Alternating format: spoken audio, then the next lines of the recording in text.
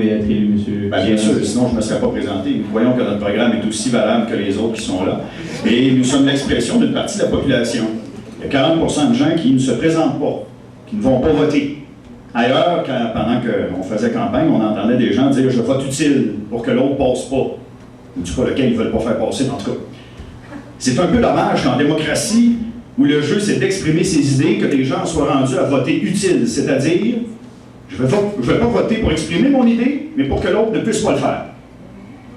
Je considère que c'est un constat d'échec, et que le Parti Rhinocéros est l'expression de ce constat d'échec, et qu'il est là pour répondre aux voix des gens qui disent « je ne crois plus en ce système.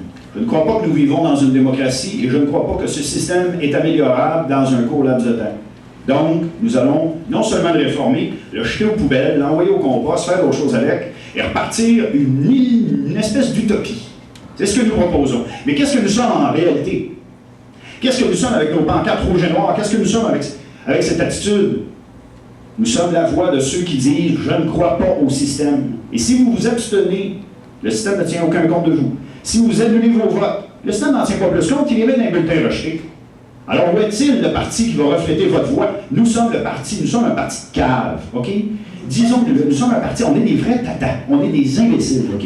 On est des crétins patentés, des espèces d'anarchistes de terroirs, de placards qui sortent et qui disent n'importe quoi. Si vous votez pour nous, il y a un message très clair que vous envoyez au gouvernement et aux politiciens actuels, puis éventuellement, à force de voir des taux d'abstention monter, puis que personne ne dit rien, si le Parti Rhinocéros récolte ici à Saint-Hyacinthe 1000, 2000 voix, là, l'État va s'inquiéter. Là, le système va commencer à trembler. S'il y a 2000 personnes qui votent ici, d'abord, je pense qu'on va passer devant les libéraux, ça serait très drôle.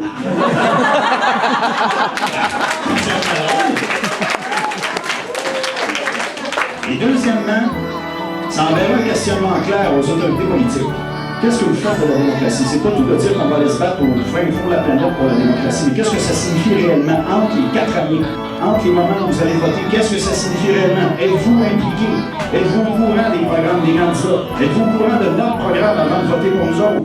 C'est toutes ces questions-là qu'on espère susciter dans vos esprits par notre présence lors de cette élection. Je vous remercie de nous avoir invités à votre débat. Merci, M. Lamas.